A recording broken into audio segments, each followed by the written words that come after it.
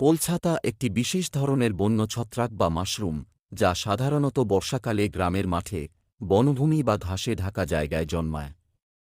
এটি আকৃতিতে সাধারণ মাশরুমের মতো হলেও এর গঠন বেশ নরম ও হালকা। মূলত জঙ্গল ঘেরা এলাকা বা গ্রামীণ প্রাকৃতিক পরিবেশে পোলছাতার দেখা মেলে। পোলছাতা গ্রাম অঞ্চলে বর্ষাকালে গজাতে দেখা যায়। এছাড়া অন্যত্র আর্দ্র ও ছায়াযুক্ত জায়গায় এদের জন্ম হয়।